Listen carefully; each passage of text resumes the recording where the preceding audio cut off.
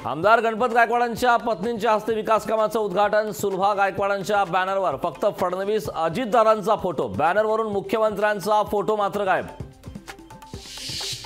2019 मध्ये लढवलेल्या जागात शिवसेना लढणार, शिवसेना लोकसभेच्या कोणत्याही जागा सोडणार नाही। लोकशाही पॉडकास्टमध्ये शंभूराज देसाईंचं वक्तव्य।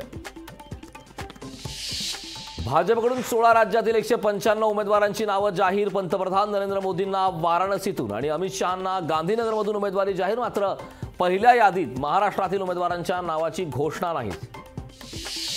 महाविकास आघाडीत 15 जागांवर मतभेद, अनेक जागांची अदलाबदली होण्याची शक्यता। काँग्रेसकडून मात्र जागा वाटप अंतिम झाल्याची माहिती। एकटे लढलो तर 6 लोकसभेच्या जागा जिंकू, प्रकाश आंबेडकरांनी व्यक्त केला विश्वास। प्रकाश आंबेडकरांच्या विधानावर हायकमांड निर्णय घेईल, विजय वडेट्टीवारांचं वक्तव्य। रत्नागिरी सिंधुदुर्ग मतदारसंघावर आमचा हक्क, वैयक्तिक दावा नाही पक्षाचा दावा। केंद्रीय मंत्री नारायण राणेंचं वक्तव्य। तर रामदास कदमांकडूनही रत्नागिरी मतदारसंघावर दावा। छत्रपती संभाजी महाराजांच्या स्मारकाचं भूमिपूजन कार्यक्रम कोनशिलेवर। विद्यमान खासदार अमोल कोल्हे व विद्यमान आमदार अशोक पवारांचं नावच नाही, दुय्यम स्थान दिल्याचा आरोप करत कोल्हेंनी कार्यक्रम अर्धवट सोडला। शिखर बँक घोटाळा प्रकरणाचा तपास बंद करा, आर्थिक गुन्हे विभागाची कोर्टाला विनंती। कोर्टात 15 मार्चला होणार सुनावणी।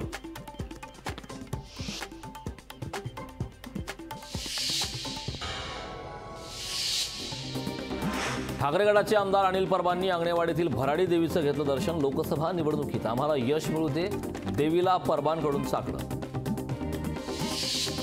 केंद्रीय मंत्री अमित शहा 5 आणि 6 मार्चला महाराष्ट्र दौऱ्यावर। अमित शहा अकोला, छत्रपती संभाजीनगर आणि जळगावचा दौरा करणार। गुहागरमधून आमदार भास्कर जाधवांचा पराभव करणारच, गुहागर मतदारसंघावर भगवा फडकवल्याशिवाय स्वस्थ बसणार नाही, शिवसेना नेते रामदास कदमांचं वक्तव्य। सुप्रीम कोर्टात नवनीत राणांचं जात प्रमाणपत्र रद्द केलं जाणार। आगामी लोकसभा निवडणुकीत नवनीत राणांचा पराभव करणार, माजी आमदार अभिजित अडसुळांचं वक्तव्य। सुनेत्रा पवारांचे पुन्हा भावी खासदार म्हणून बॅनर। कात्रज चौकात आरपीआय गटाकडून लावण्यात आले बॅनर।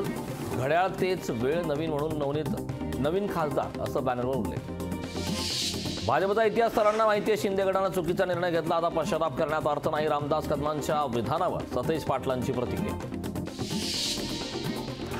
छत्रपती संभाजी महाराजांच्या स्मारकाच्या आराखड्यासाठी 397 कोटी रुपये मंजूर। पहिल्या टप्प्यातील 270 कोटी रुपयांच्या कामाचे मुख्यमंत्र्यांच्या हस्ते भूमिपूजन। मुख्यमंत्री शिंदे, उपमुख्यमंत्री फडणवीस आणि अजित पवारांनी घेतली छत्रपती संभाजी महाराजांच्या समाधीचं दर्शन। आदिवासी शेतकऱ्यांची नाशिक जिल्हाधिकाऱ्यांसोबतची चर्चा निष्फळ, बैठकीत शेतकऱ्यांच्या मागण्यांवर तोडगा नाही। मुंबई अहमदाबाद महामार्गावरील वाहतूक कोंडीने वाहनधारक हैराण, वाहतूक कोंडीचा रुग्णवाहिका शालेय विद्यार्थ्यांना फटका। समृद्धी महामार्गाचं काम निकृष्ट दर्जाचं, समृद्धी महामार्गामध्ये भ्रष्टाचार झाला, निकृष्ट काम करून लाखो रुपये खिशात टाकले, विजय वडेट्टीवारांचा आरोप। समृद्धी महामार्गावरील लोहगाव पुलावर जीवघेणा खड्डा, हजारो कोटी रुपये खर्च करून बांधलेल्या महामार्गावर भगदाड पडल्यानं कामावर प्रश्नचिन्ह उपस्थित। बीडमध्ये मनोज जरांगेंच्या बॅनरवर पोलीस प्रशासनाकडून कारवाई, मराठा आंदोलकांकडून घोषणाबाजी करत कारवाईचा निषेध। डोंबिवलीच्या कोळेगावात उद्या दुपारी 2 वाजता शासन आपल्या दारी, मुख्यमंत्री एकनाथ शिंदेंसह दोन्ही उपमुख्यमंत्री राहणार उपस्थित।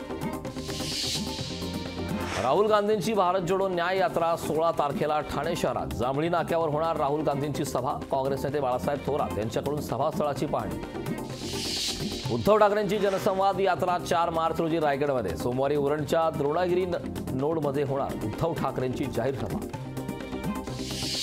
अंबाजोगाईत लुटणारे टोळीचा मोरक्या जेरबंद, पतसंस्थेत 39 लाखांच्या चोरीत मोरक्यांचा सहभाग, आरोपीकडून 9 लाख जप्त करण्यात पोलिसांना यश।